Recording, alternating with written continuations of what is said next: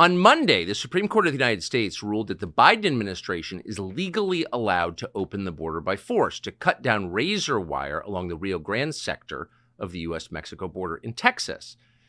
The usual suspects voted for this: Sonia Sotomayor, Elena Kagan, Ketanji Brown Jackson, but they were joined by so-called conservative justices John Roberts and Amy Coney Barrett.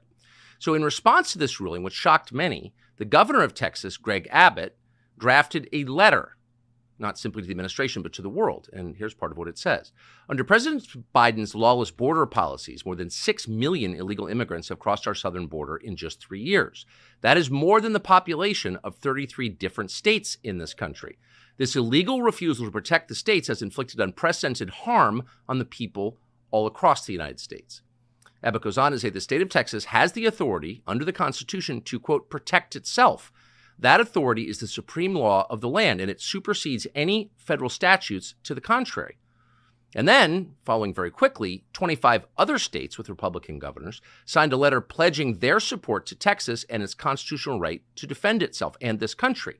Those states include Ohio, Florida, Utah, Nevada, and many others. And then the Biden administration responded. The administration threatened these states, and particularly Texas, with a, quote, 24-hour deadline to allow Border Patrol to reopen the border and to take down the barbed wire. Clearly a collision course. What happens next? We're thankful to be joined now by Governor Greg Abbott of Texas, who joins us by phone from India.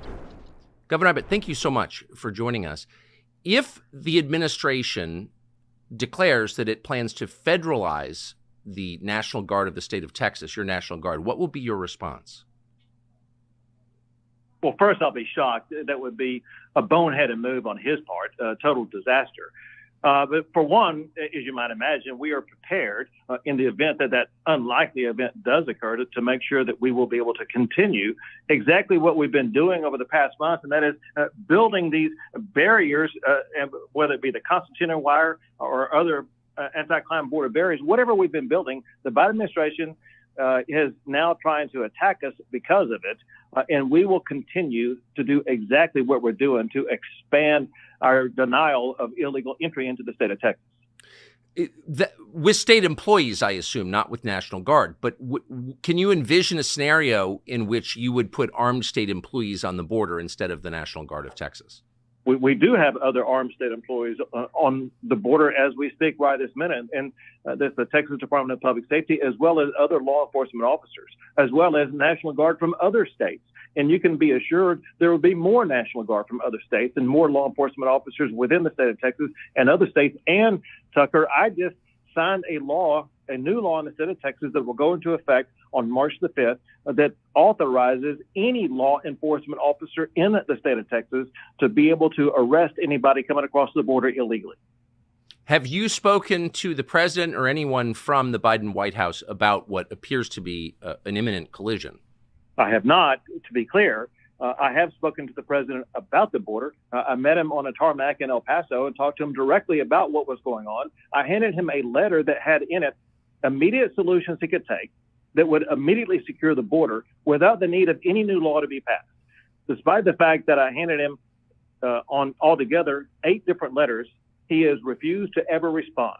My point in telling you that, we have laid down the precursor of what's called Article 4, Section 4 of the United States Constitution to show that we have been invaded and we have demanded support from the president to safeguard our state.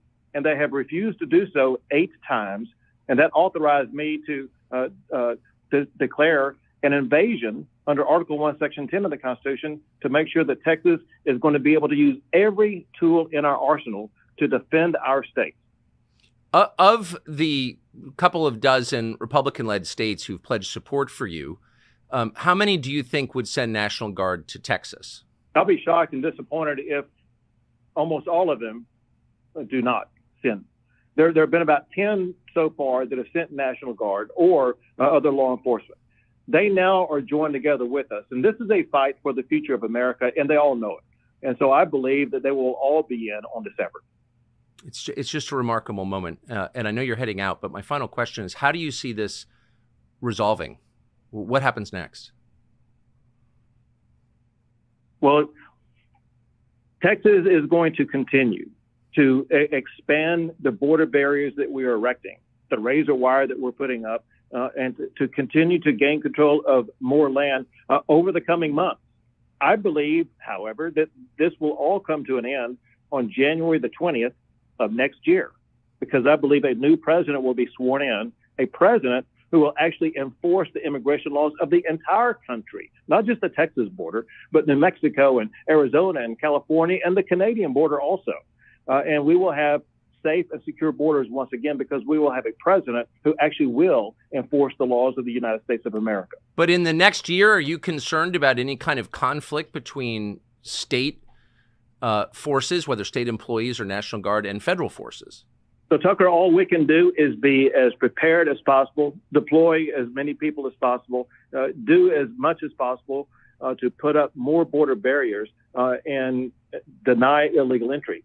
And our head is down. We're working hard, regardless of what the Biden administration is doing. Governor Greg Abbott of Texas joining us now from India. Thank you very much, Governor. The state of Texas appears to be on a kind of collision course with the Biden administration, with the federal government over the southern border. Can it be protected, or must the invasion continue? The Supreme Court has weighed in on this to some limited extent, but it hasn't solved the problem or answered the question. So what happens now? Things are moving very quickly, and it seemed like there was no one better to tell us what the future may hold than the Attorney General of the state in question, Ken Paxton, who joins us now. Mr. Attorney General, thank you so much for coming on. So that's the question. Where does this go? It seems like there are two large forces speeding toward each other, no one's swerving. What happens, do you think? I don't think anybody knows exactly what happened, because we're in uncharted territory where we have a federal government that has largely not just ignored federal law, not just ignored their constitutional role to protect the state and the country. They're actually participating with the cartels and bringing people here as fast as they possibly can. I just don't think we've ever seen anything like this in our country, where we have a federal government not just not doing their job, but affirmatively working with bad people to do bad things to the country. I don't remember anything like this. So can I just ask you something? Since you're a law enforcement, you're the chief law enforcement officer of your state, can you assess whether what the Biden administration is doing now is, strictly speaking, criminal? Are they breaking the law in how they're handling the border? I think they are. I mean, they're taking federal law and dismantling it. He has a constitutional duty to implement what has been put in place by the elected representatives. Yes. And he's just not doing that. And he's making up his own rules as we go that allow the cartels to gain a foothold, a really strong foothold in the United States, not just in my state, but really across they're building a network across the country so that they can keep doing this well after Biden's gone. So just to like the next few days or weeks or months or who knows, the Biden administration has effectively threatened your state and said you've got 24 hours to do something. What are they demanding that you do, and where does this go short term, do you think?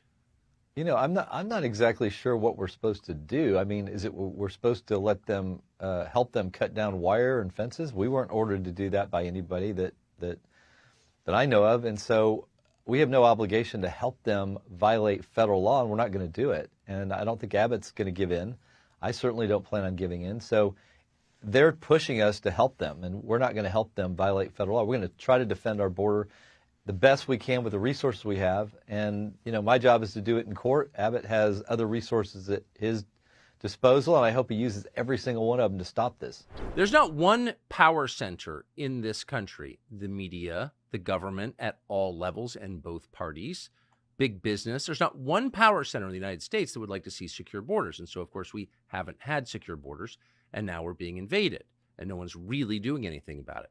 So it's just a matter of time before citizens who love their country, in many cases who have served their country overseas, decided to get a little more active in protecting their country. And that's why we're about to see the Take Our Border Back convoy.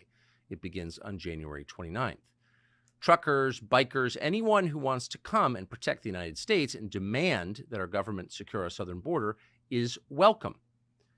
They'll be driving to Texas, and one of the people who will help them navigate that state is Doc Pete Chambers. Chambers is, true to his title, a physician. He's a former Green Beret. He was recently down in Eagle Pass, Texas, and here's part of what he saw. Doc Chambers from Eagle Pass, Texas. Today's the 18th of December. We're out here at the point of entry. 5,000 are sitting on the ground right now. It's increasing as we go along. Information that we've received says another 7,000 should be processed through this particular point by morning. Joe and I have been here many times. Last time we were down here, we were in uniform, and now I'm a civilian and in the Army of God. So we'll keep telling truths, and you need to get this video to your legislators and tell them, in the state of Texas particularly, this is out of control. So not surprisingly, Doc Pete Chambers has been attacked by dying legacy media outlets as a deeply scary person, because your country being invaded is not scary. It's all totally normal. We thought it would be worth talking to Doc Pete Chambers about what he expects to happen with this convoy and his role in it. He joins us now. Dr. Chambers, thank you so much for coming on. It's great to be here, Tucker. So what can we expect with this convoy? Can you describe what it is and what its purpose is?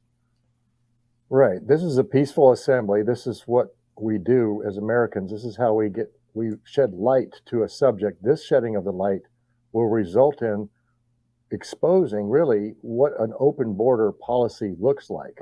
Yes. We know we know the problem sets in Texas, but literally I promise you this, that 40 miles north of that border, there will be people that will never have heard of the border problem because they just watch mainstream media. Yes. And so this is what that is about.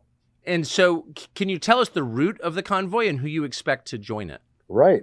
So right now they're going to be leaving out of, on the 29th, Virginia Beach, which is where the 1607 Covenant, the landing, which signified the John Smith landing in 1607, where they planted a cross on the beach and said, hey, this is a covenant to this nation, to God. And then they're going to leave from there, and they're going to go down through Florida. They're going to cut across Highway 10 through Louisiana, Baton Rouge, Houston, into Dripping Springs, Texas, where I'll be working out of, and then on to near Eagle Pass. Now, I'm part of the advisory of this, and as I advised, I used to be in that same unit that's down there. That's the unit that has a streamer on it from the Alamo. It's a very historic Texas unit. And so they are down there holding the line. And I know those soldiers. I worked with them. I took care of them as a doctor with Operation Lone Star. They're busy. So the convoy is going to go just a little bit just a little bit to the north, really, in an area about 30 miles away in Quemado, Texas, to a children's camp. A beautiful lady down there who has taken care of orphans and widows. You can't write this stuff in a book. I couldn't make this up. But she was overrun, first of all, by the COVID mandates that said you got to shut down. You can't keep running this shelter, number one. Number two, she was overrun by the numbers of volumes of illegals that were coming through her neighborhood, trying to get into her food pantry. And then number three, the cartels are a significant presence in that area because that is the end point of where they do the end around.